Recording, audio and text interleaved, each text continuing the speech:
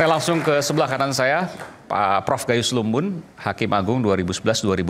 Kalau disebutkan tadi apa yang disampaikan Mas Anies ya, dan kita semua juga sudah tahu, tidak ada mens rea, Hakim menyatakan itu, tidak ada niat jahat. Track record rekam jejak bersih, tidak ada satu rupiah pun yang mengalir ke dalam dirinya. Dan kemudian hanya satu deliknya, menguntungkan pihak lain. Meskipun ada 6 mendak, tapi Tom Lembong yang seorang yang kemudian terjerat. Wajar ketika kemudian publik menyatakan bahwa ini janggal. Menurut Prof. Gayus bagaimana? Putusan itu adalah wilayah otoritas dari pengadilan. Dan putusannya harus dianggap benar. Itu negara hukum yang menyebutkan dengan asas. Putusan hakim harus dianggap benar. Okay. Itu asas dari res judicata pro veritate habitur. Itu kira-kira menganggap ya negara hukum harus begitu. Siapa yang akan mentaati hukum kalau tidak ada hukum diterapkan? Itu otoritas dari pengadilan. Tentu tidak bisa memuaskan semua orang. Tentu orang akan saling tunjuk-menunjuk. Kenapa dia tidak? Misalnya itu pertanyaan yang umum itu. Artinya hukum pidana itu memang tidak bisa dilakukan secara kelompok. Misalnya kelompok menteri ini ketika yang bersangkutan menjabat dengan kebijakan yang kenapa tidak dipersoalkan kalau tadi pertanyaannya. Tentu pada saatnya kalau memang itu dilakukan dan benar salah akan diadili. Dan jadi akan ada giliran menteri-menteri perdagangan yang lain? Bisa jadi kalau itu diungkapkan dan itu memang ada bukti. Ya. Saya pikir itu, jangan ketawa ya. Saya pikir nggak perlu ada yang lucu di sini. Tapi ini memang satu fakta bahwa setiap hakim mempunyai otoritas, pengadilan punya otoritas. Setiap orang mempunyai pro dan kontra di hatinya dan kedekatan masing-masing. Itu wajar. Anda punya keyakinan bahwa pasti ini akan ada gilirannya? Saya melihat begitu. Saya melihat kalau memang ada perbuatan yang layak untuk disidangkan dan diadili dan dijatuhkan hukuman, pasti dilakukan. Meskipun kalau kita lihat rekam jejak, tidak pernah misalnya ada satu menteri yang kena, tapi kemudian ada kebijakan yang lain, menteri setelahnya atau sebelumnya juga terjerat. Undang-undangnya kan sama. Itu bukan kebijakan hukum yang dibuat untuk sebuah kepentingan. Undang-undang diberlakukan sebagai undang-undang, sebagai bentuk legitimasi untuk orang memutuskan yang bernama hakim di pengadilan. Itu legitimasi negara hukum.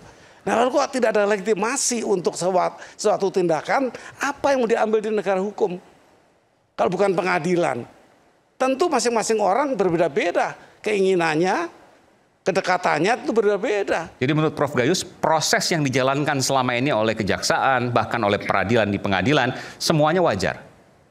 Untuk ini saya berpikir bahwa haruslah diterapkan dan dijalankan, toh ada instrumen hukum yang lain. Bukan, pertanyaan saya bukan, apakah prosesnya kayak yang Prof. Gayus lihat ini wajar atau ada pertanyaan? Ya kalau dakwaannya tipikor, pasal 2 ayat 1. Ya. Pasal 2 ayat 1, ayat 3 dan ayat 18. Itu wajar saja. Wajar. Kalaupun yang bersangkutan tidak menikmati, kan diatur dengan jelas di situ. Mungkin untuk orang lain yang menikmati, dia bertanggung jawab. Bertanggung jawab bukan karena menikmati saja. Orang lain menikmati gara-gara kebijakan yang diambil juga bisa. Dia pimpinan. Bung Ari mungkin mau menanggapi? Ya, terima kasih Bung Aiman. Pertama-tama kami menginformasikan bahwa hari ini kami sudah resmi menyatakan banding. Banding ya hari ini, resmi, Sudah dimasukkan bandingnya. Dan yang kedua, saya ingin menyampaikan bahwa Pak Tom Lembong itu ketika kami selesai membacakan pledoi, dia menganggap bahwa ini kita sudah menang. Walaupun hasilnya belum tahu? Dia tidak mementingkan hasilnya. Dan saya mau tanya soal ini. Pledoi itu kan sebelum putusan, mungkin dua sidang sebelum putusan ya. Karena kenapa? Beliau meyakini, Pak Tom Lembong, Mas Tom Lembong ini meyakini kalau dia akan diputus bersalah. Bukan soal bersalah atau tidak bersalah. Karena di negara kita sudah tidak penting lagi bersalah tidak bersalahnya. Sudah tidak penting lagi. Jadi yang penting adalah dalam proses persidangan itu sudah terungkap. Tadi yang semua yang kita bahas tadi ya, sudah terungkap dengan jelas dan sangat clear bahwa memang betul Pak Tom Lembong tidak mempunyai niat jahat, tidak mempunyai keinginan untuk berkolusi, bersekongkol, melakukan kejahatan, sama sekali tidak terbukti. Dan sudah dibuktikan juga bahwa dalam proses itu BPKP hitungannya salah, ngawur, segala macam, sudah terbukti juga. Dan sudah kami sampaikan daftar-daftar keganjilan hakim yang menangani perkara ini sejak awal persidangan. Sudah kami sampaikan juga. Dan hakim juga menyadari itu. Dalam putusan disebutkan sama dia. Jadi bagi Pak Tom Lembong, nyampaikan kepada saya dan kawan-kawan, Pak Ari, tugas Pak Ari dan kawan-kawan sudah selesai. Saya sangat bangga dan saya yakin kita sudah menang. Apapun nanti putusannya bagi saya nggak penting. Bagi saya nggak penting. Karena pertama yang penting adalah di semua persidangan ini kita telah membuktikan bahwa memang kita tidak ada kesalahan apapun. Yang tadinya katanya perbuatan melawan hukum secara administrasi pun tidak. Dalam persidangan pun tidak. Ini fakta persidangan. Karena jangan lupa ya, fakta persidangan ini terdokumentasi dengan baik. Ya, kami merekam, mungkin ada 3 lembaga yang merekam di sana. Ya, publik juga menilai dari media-media menyorotinya. Jadi nggak bisa kita mau main-main bohong-bohongan. Kita mau main pakai bahasa-bahasa klise apa segala macam nggak bisa. Kita tinggal buka kok fakta persidangannya, kita tinggal lihat. Kita nggak bisa ngomong-ngomong katanya gitu. Kita tinggal buka, tinggal lihat. Nah, sehingga Pak Tom Lembong melihat bahwa memang dalam persidangan ini kita sudah maksimal. Bukti-bukti ahli-ahli yang kami hadirkan semuanya clear menjelaskan dengan baik. Dan terakhir adalah yang paling penting bagi Pak Tom Lembong, tanggapan publik terhadap kasus ini. Ya, dia betul-betul mendapatkan laporan informasi bahwa publik percaya bahwa Pak Tom Lembong mampu menjaga nama baiknya, mampu menjaga integritasnya. Itu yang paling penting. Saya melihat gini, kalau seandainya kemudian pengadilan ini mulai dari kejaksaan ke pengadilan kemudian dianggap sebagai sebuah hal yang sifatnya dipaksakan dan ini kemudian menggulung, tentu tidak baik untuk kehidupan bernegara. Tetapi kalau itu ada bukti-bukti yang kemudian diajukan, tentu juga publik tidak bisa menolak hal tersebut. Ini dua sisi yang memang saling berhadapan. Ya. Anda tetap menganggap bahwa ini adalah sidang pengadilan dan kasus yang dipaksakan. Kita berani katakan ini peradilan sesat. Peradilan sesat? Peradilan sesat. Oke. Ya, saya ingin melanjutkan begini. Sekarang dengan putusan ini, karena ini terbuka untuk umum, seseorang yang belajar dengan tidak hanya dengan ini, tapi juga dengan hati nuraninya, bisa melihat putusan ini.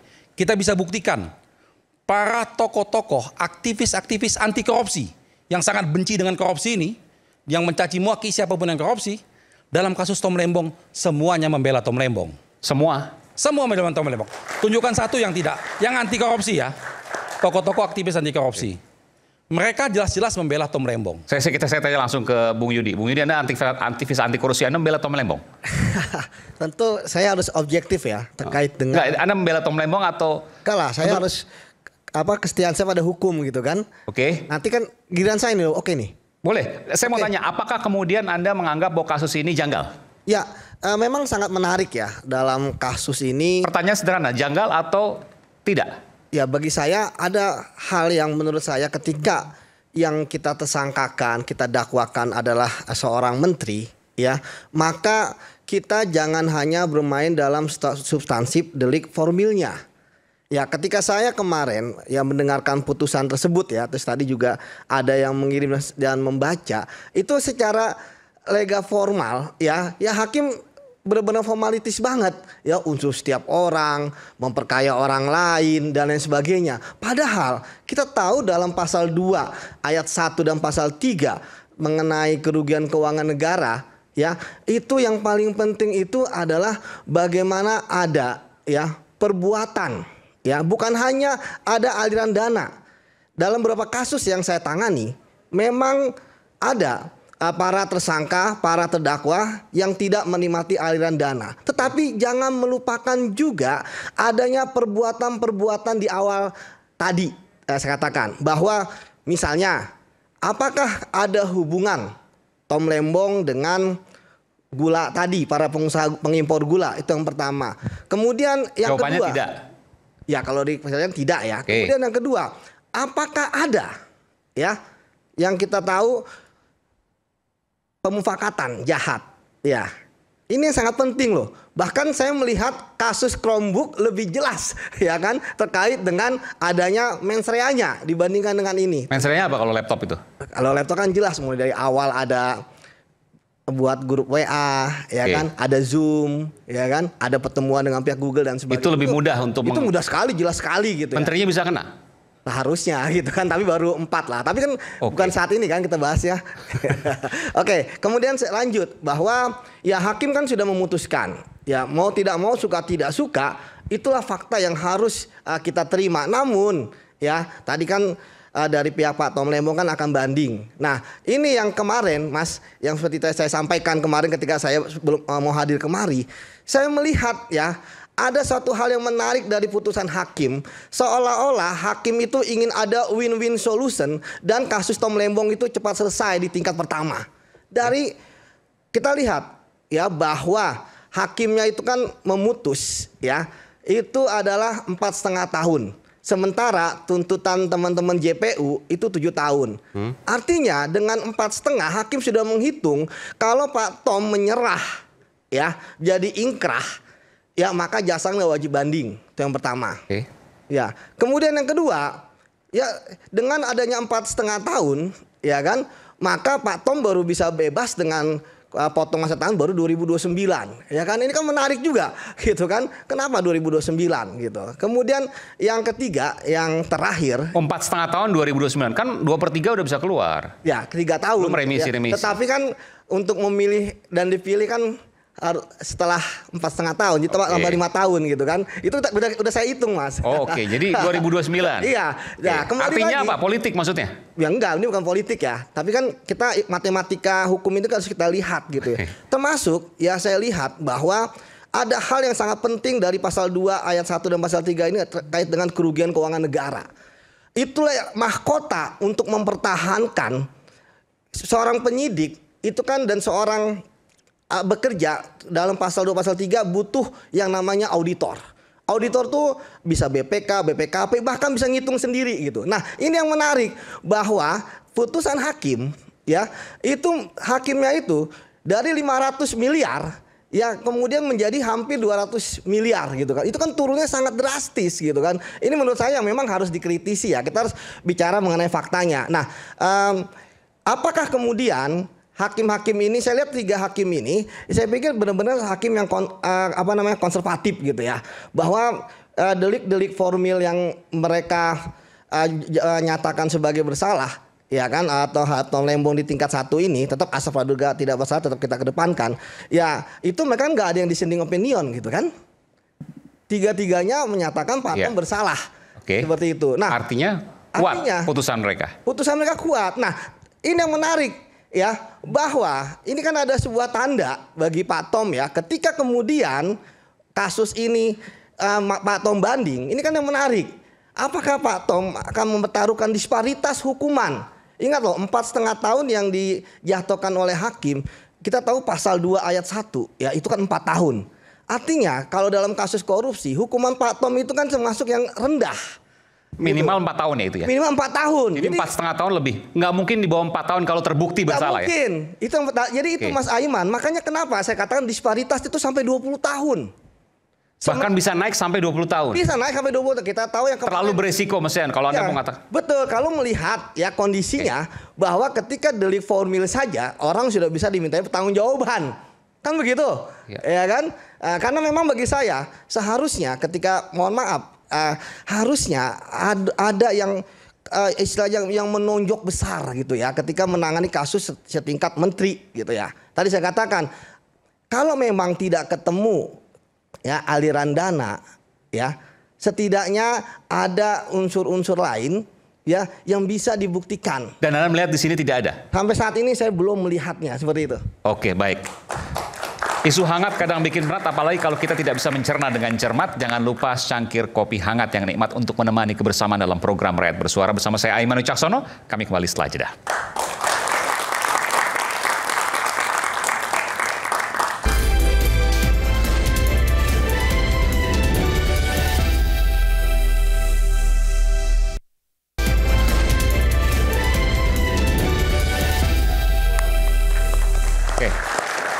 Sebelum saya ke Komisi Kejaksaan, saya ingin ke Bung Ferry dulu. Bung Ferry, ada catatan apa soal ini? Ya, di dalam istilah politik dan hukum tata negara, peradilan Tom Lembong ini disebut sebagai political trial. Tadi Bang Ari katakan peradilan sesat loh. Saya belum konfirmasi soal itu. Anda mau komentari soal itu? Ya, kajian hukum tata negara peradilan sesat itu dinamakan political trial. Political trial. Peradilan politis. Oke. Di dalam tulisan Ronald Christensen, judulnya A Political Theory of Political Trial, ya, teori-teori politik soal peradilan politis. Dia menjelaskan peradilan politis itu adalah show kekuasaan untuk menunjukkan betapa kuasanya dia. Jadi kalau Mas Aiman baca sejarah political trial itu dari zaman Socrates sampai zaman sekarang, itu banyak ceritanya tuh. Stalin di tahun 1930-an itu mengadakan political trial untuk menghukum musuh-musuhnya. Itu sebabnya dalam kajian dijelaskan political trial itu adalah trial untuk menghancurkan lawan-lawan politik. Nah, itu ada kajiannya di dalam ilmu politik dan hukum tata negara. Itu sebabnya dalam kajian hukum tata negara, Mas Aiman, di dalam undang-undang pemilu itu, orang tidak diberikan sanksi hilangnya hak pilih kalau dia adalah terpidana dalam kasus politik. Artinya orang tahu, peradilan tahu, orang hukum tahu, peradilan politik itu bukanlah penegakan hukum. Nah, ini problematika di dalam kasus ini kalau dilihat satu-satu menarik. Apakah ini bagian dari political trial? Kita bisa telusuri kapan orang ini dibungkam, dalam rangka apa dia dibungkam, apa ucapan-ucapannya yang keluar sebelum kemudian political trial berlangsung. Saya berikan kesempatan Anda untuk menjelaskan itu. Ya, misalnya Tom cukup aktif bicara soal IKN, dampak ekonomi yang bermasalah dan lain-lain. Bagi saya wajar saja kalau saya lawan politiknya punya kekuasaan, menyimpangkan kekuasaan, saya akan meruntuhkan dan menghentikan dia dengan menggunakan tangan pengadilan. Soal IKN apa yang disampaikan misalnya? Ya, dia bilang perhitungan tidak matang kalau saya tidak salah ingat. Itu bisa ujungnya korupsi, Bro. Ya banyak hal ya. Oke, itu satu. Kemudian? Saya ingin menjelaskan political trial adalah dimensi permainan politik. Makanya si Christensen mengatakan ini political show sebenarnya. Itu yang pertama. Yang kedua? Nah, kalau kita lihat ini banyak hal yang menarik dari peradilan ini. Tadi kan didiskusikan mens rea ya. Jangan dikatakan orang hukum tata negara tidak paham hukum mens rea itu. Saya kuliah 2 kali soal hukum pidana. Baik di negara ini maupun perbandingan pidana Asia dan Amerika. Apa itu mens rea? Guilty mind ya, niat jahat. Menghitung niat jahat itu bukan kayak menghitung agama buat niat ya. Nawa itu gitu ya, sengaja aku berbuat jahat, itu terkena, bukan begitu. Mens rea itu dihitung karena ada unsur purposely ya, dengan sengaja, knowingly, mengetahui ya, recklessly, sembrono ya, negligent, lalai. Nah, itu dia akan dikatakan dia punya niat jahat. Sekarang bayangkan hakim sendiri mengatakan tidak ada niat jahat. Mas Aiman tahu tidak artinya dalam konsep hukum pidana tidak ada niat jahat? Tidak ada pidana. Ya. Actus reus, tindakan atau perbuatan jahat bisa ada. Tapi kalau niat jahat tidak ada pidana. Silahkan belajar hukum pidana dari Indonesia, Sabang sampai Merauke, dari tanah air sampai ke luar negeri. Soal mens rea kalau tidak terbukti tidak ada niat jahat. Kecuali ibu bapak sekalian sedang menipu peradaban hukum. Ini kecuali kalau mau menipu, ikut terlibat dalam political show ini. Yaitu political trial ini.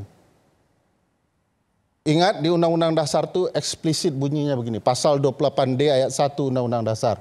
Setiap orang dijamin, dilindungi ya, untuk mendapatkan perlakuan hukum yang adil.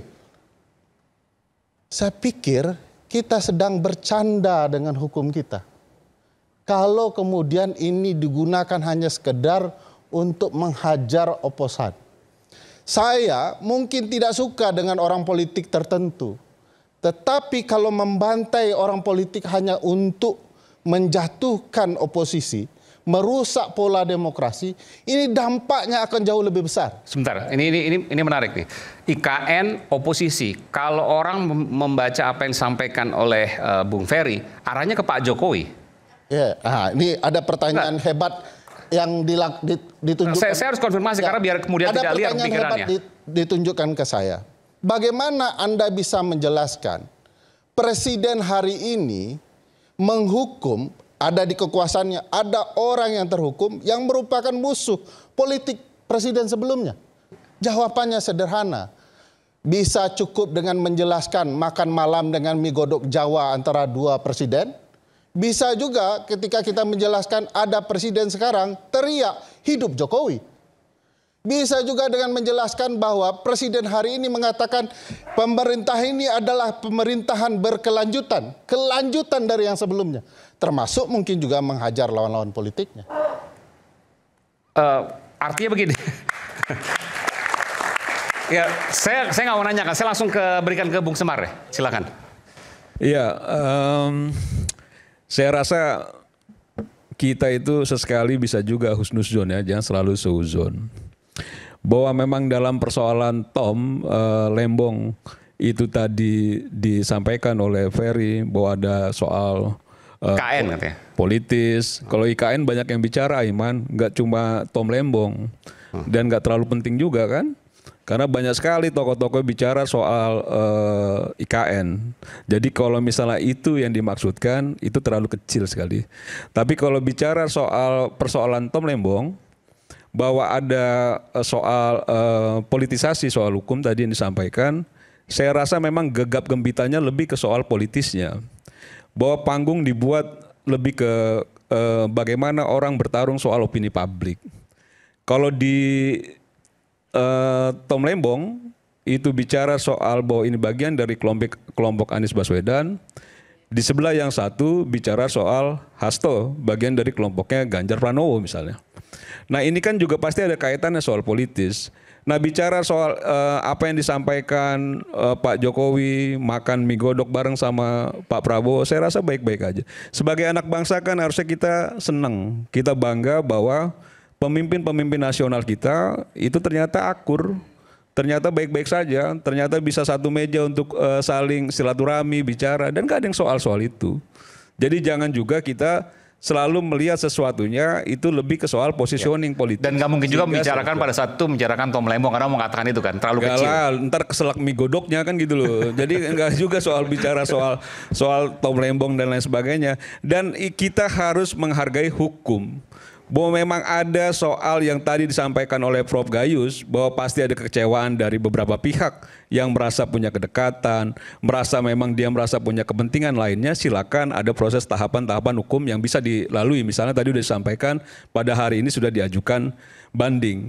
Bahwa tadi disampaikan juga soal mens rea dan lain sebagainya, ya saya memang bukan orang hukum, tapi salah satu unsur mens rea itu kan juga memperkaya orang lain. Dan itu masuk juga misalnya itu sudah salah tuh, tidak ada mens rea memperkaya orang lain. Maksud saya ketika bicara semua muaranya dikatakan bahwa ini tangan kekuasaan dan lain sebagainya, itu Ferry salah besar. Tidak juga melulu soal itu kekuasaan, Fer. Bahwa memang tadi disampaikan juga abang menjelaskan mens rea aja salah, bagaimana saya bisa bicara? Itu dia misalnya dikenakan kasus korupsi, itu menteri sebelumnya dan sesudah dia juga tidak dikenakan, tidak berlaku secara kelompok menteri-menteri. Sama juga anggota dewan komisi 10, komisi 11 misalnya. 1-2 orang kena, tidak semuanya juga, walaupun diduga kuat misalnya semua menerima, misalnya gitu ya. Dan itu tadi disampaikan Prof. Gayus juga, kalau misalnya memang ada bukti mungkin saja ke depannya juga. Jelaskan dulu. Kau juga harus bicara juga yang agak terang juga gitu loh. Jangan juga selalu abang tidak terang. membangun opini-opini sudah dijelaskan bahwa dalam konsep pidana, ada tangan. kalau tidak Kalau ada terpenuhi tangan, mens tidak ada rea, nadiem tidak ada pidana, diproses Bang. juga. Tidak ada misalnya masuk kasus yang memang dikait-kaitkan dengan Bobi Nasution misalnya. Tidak ada kalau misalnya memang kekuasaan itu bisa mengendalikan semua proses hukum. Jadi saya cuma menghimbau begini, kita coba hargai bahwa memang ada kepentingan politik yang menstimulus kita untuk memainkan proses hukum ini seolah-olah bagian dari kekuasaan menghabisi para oposan. Menurut saya jauh sekali itu gitu. Oke, Jangan juga gitu kita Baik. selalu dikotori pikiran-pikiran yang tidak baik lah. Silakan Bung Ferry. Silakan Bung Ferry.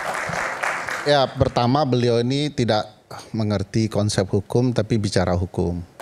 Tadi beliau mengatakan bahwa ya salah satunya memperkaya orang lain. Enggak ada itu ceritanya di konsep mens rea. Jadi kalau niat jahatnya tidak paham dan itu dinyatakan oleh hakim tidak terpenuhi, kan saya pusing ya belajar hukum dan menjelaskan ke mahasiswa hukum. Belum lagi kalau kemudian kalau kita lihat dari putusan peradilan itu banyak sekali hal yang kemudian menarik untuk dikaji. Misalnya tidak ada kickback gitu ya. Yang ada kickbacknya tidak ditangkap-tangkap. Ada blok Medan namanya. Nah ini tidak diusut-usut. Aneh saja dalam konsep hukum ini jaksa hakim akan membuktikan untuk menghilangkan hak orang. Ya. Dia harusnya betul-betul datang dengan alat bukti yang meyakinkan. Karena nggak main-main menghilangkan hak orang. Tapi kita bisa lihat fakta hukumnya. Mana yang kuatnya, mana basisnya. Kan biasanya jaksa, KPK, kepolisian, hakim mau membuktikan itu. Apalagi orang politik, ya, orang penting, mantan menteri lagi. Didakwa. Kalau cuman sekedar nggak jelas seperti ini, itu Tapi sekolah. fakta hukumnya kan memang ada yang diperkaya kan. Sama fakta hukumnya ada kerugian negara. Itu fakta hukum bukan, Ray? Bang. Iya enggak, itu fakta hukum bukan? Ya, Nanti dijelaskan sama teman-teman Komisi dibuktikan Kejaksaan. nggak di pengadilan? Tapi bahwa memang tergambar ada Saya memperkaya tadi orang berikan lain, abang kesempatan memperkaya orang lain untuk dan juga memang menjelaskan ada kerugian negara, kacaunya itu fakta penjelasan hukum, kan? abang. Enggak, tadi kan kau Kasih sampaikan saya tidak ada fakta penjelasan. hukum. Ya. Maksud Saya saya menjelaskan jangan juga itu. Oke, Bang. Akhirnya kau hilangkan gitu loh. Bang, gini saya kasih tahu abang ilmunya ya. Nanti abang tanya Yalah, sama kau aku. ajarin kita lah. Ya. Pertama bang, kalau ada bukti kejahatan sekalipun, bahkan pembunuhan. Catat baik-baik nih, bahkan pembunuhan. Kalau tidak ada niat jahatnya, tidak bisa orang dipidana. Ya, kau kan bicara fakta hukum. Tidak juga begitu. Oke, Itu ada di Tidak- 338, 359. Ajarin Prof, ini udah Ini ngajarin ada Prof gitu ya. dolus. 338, 359 itu ada. Jadi Iya. tidak selalu Saya mens rea menjelaskan. itu tidak dasar. Sebentar, kita Ya, dengarkan dulu Prof. Silakan Prof. mens rea itu tidak satu-satunya alasan untuk menghukum. gitu. Tidak. Karena ada apa? Ada dolus, ada kulpa. Mungkin dia kulpa. Tidak niat dia dihukum juga. Kulpa itu apa? Dolus culpa itu bagian dari mens rea, Prof. Bagian apa? Iya, oke. Terus. Bagian apa? Anda ini jangan pintar sendiri. Nggak. Anda bukan orang hukum satu-satunya di sini. Yes. Silakan jelaskan, Prof. Katakan Mens rea. bahwa ini adalah kejahatan dan wajib dihukum. Katakan bahwa seluruh orang yang melakukan hal yang sama wajib dihukum. Katakan bahwa ini adalah konsep keadilan yang terang benderang di mata publik. Lalu apa? Mau bikin sidang di sini? Silakan, Kak. Mau bikin persidangan di sini?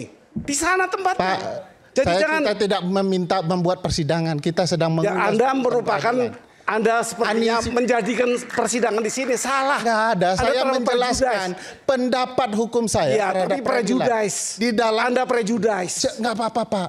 Silakan apa perjudice terhadap perjudice. Iya. Dibolehkan. Saya memerdekakan Anda untuk perjudice terhadap Memang. saya. Apa nggak Anda apa-apa. sampai seperti Anda benar sendiri. Ya, nggak apa-apa. Saya Ya. tidak pernah mengatakan saya benar. Anda ada upaya lain. Ada Ya, instrumen silakan. lain. Silakan. Jelaskan. Anda Saya mau bisa nambahkan yang banding. tentang keuntungan anak lain. Anda bisa kasasi. Anda bisa PK. Itu penjelasan terhadap upaya hukum apa yang bisa dilakukan, nggak Ya. apa-apa.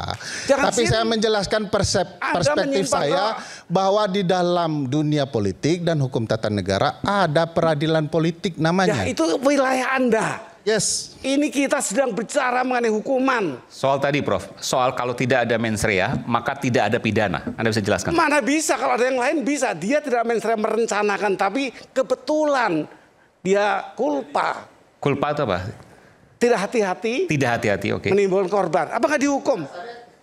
Ini agak bahaya. Saya sudah jelaskan, mens rea itu adalah reckless, tidak Bukan hati-hati, cuma Anda yang gegabah. tahu. Ini semua tahu mens rea itu apa. Jangan sok pinter sendiri. Nah, ini bahaya ini. Siapa yang sok pintar? Ajari Karena orang. begini Prof ya. yang profesor, saya Kita ini mengambil hanya contoh. orang pelajar biasa. Kita mengambil contoh dalam setiap kegiatan pemerintah, pertanyaannya apakah menguntungkan orang lain atau tidak? Membuat orang lain kaya atau tidak? Semua proyek pemerintah nih, Iya. bangun jembatan, pengadaan apa segala macam, pasti memperkaya orang lain. Kalau kita hanya berpatokan memperkaya orang lain itu adalah kejahatan, maka semua yang pegang proyek ini kena hukuman semua. Ya, saya boleh ya. Nah jadi, Ya. kenapa niat jahat itu penting? Ini penting sekali nih, penting sekali, sangat penting. Bahaya sekali kita menganggap bahwa kalau niat jahat itu tidak penting, itu bahaya sekali. Jadi lalai itu nggak perlu dihukum. Lalai menabrak orang tidak rencana membunuh. Prof, Sebentar. konsep mens rea itu lalai salah satunya, Prof. Mungkin Prof Bentar. agak lupa mungkin, agak Bentar. lupa mungkin. Kenapa lupa? Karena betul tadi Prof. Itu Ya tadi boleh, Anda lupa, betul. itu bagian mens rea Prof. Saya ceritakan mens Prof rea mungkin yang lupa, niat. lupa. Iya, Mungkin udah kelamaan nggak di bidang hukum sangat lupa. tidak lupa. Itu salah, bahaya. Nanti kasihan publik. Anda yang bahaya, ini Kalau ditonton. penjelasannya Santi keliru, kasihan publik, kasihan. Begini ya, begini. Ini salah. Kita kembali saat lagi tetaplah bersama kami di Rakyat Bersuara. Saat lagi. Nanti Prof. Iya, nanti saya berikan kesempatan Prof. Ini penting ini. Iya.